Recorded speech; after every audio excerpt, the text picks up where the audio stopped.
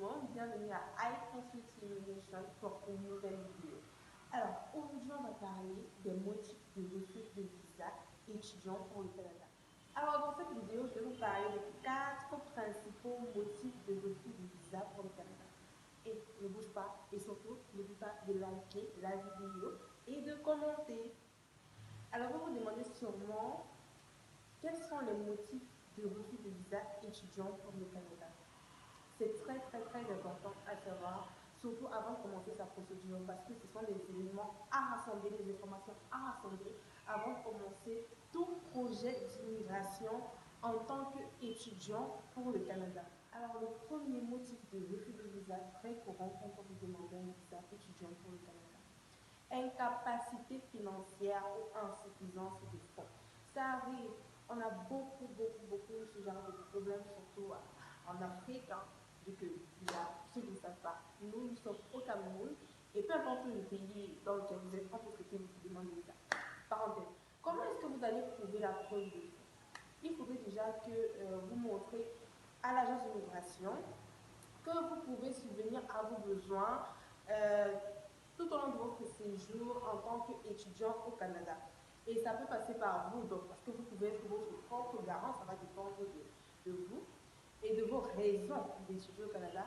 Ça peut passer par un membre de votre famille, parce que le gouvernement du Canada demande à ce que votre garant financier soit parenté à vous, donc un membre de votre famille, votre oncle, votre frère, votre grand-frère, votre grand-père, comme moi, votre grand-mère. Du moment où c'est un membre de votre famille qui a assez d'argent dans son compte, des biens immobiliers, il peut être votre garant financier. Il faudrait faire très attention sur le montant à déclarer pour votre demande. Généralement, on va demander, je sais pas, 13 millions de francs CFA, 15 millions de francs CFA. Et si vous avez plus, c'est le must, c'est le visa. Deuxième raison de motif de visa étudiant pour le Canada: le manque de lien d'attache dans votre pays d'origine. C'est-à-dire que quoi? C'est-à-dire que pour l'agence d'immigration, vous devez prouver que vous pouvez rentrer dans votre pays et que vous allez rentrer dans votre pays. Par exemple, vous pouvez avoir des biens, vos propres biens, votre famille qui est dans votre pays d'origine, un contrat de travail. Ça dépend de ce que vous avez, de ce que vous pouvez prouver comme lien d'attache dans votre pays d'origine, dans votre pays de résidence actuel. Troisième motif de refus de visa: on n'a tout simplement aucune perspective d'emploi dans votre pays d'origine. C'est-à-dire que vous n'arrivez pas à prouver à l'agence d'immigration que vous voulez fréquenter pour développer votre pays, pour faire de votre pays un monde meilleur et tout ce qui va avec, quoi. Il faudrait que le programme d'études que vous choisissez soit adéquat aux perspectives d'emploi dans votre pays d'origine. Par exemple, si votre pays d'origine ne recrute pas beaucoup de physiciens, pourquoi est-ce que vous allez étudier la physique au Canada? C'est ça, c'est la logique en fait.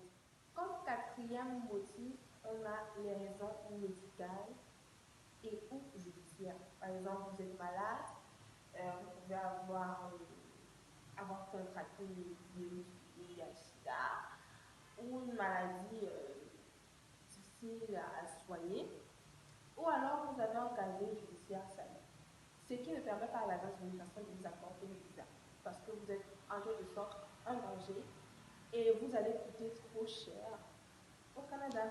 Alors là, ce sont les 4 principales raisons de refus de visa pour le Canada en tant qu'étudiant. Bon, il faudrait bien regarder votre profil aussi pour savoir si vous pouvez faire une demande en tant qu'étudiant.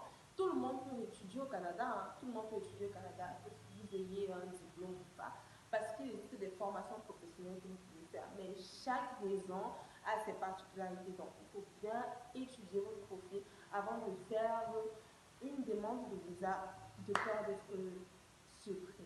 Pour terminer la vidéo, on va tout simplement dire que si vous voulez faire votre procédure peine d'études pour le Canada, vous allez tout simplement nous contacter High Consulting Immigration à l'adresse email hi.consultingimmigration@gmail.com. Donc hi.consultingimmigration@gmail.com, ou alors sur notre page Facebook High Consulting Immigration _HICI.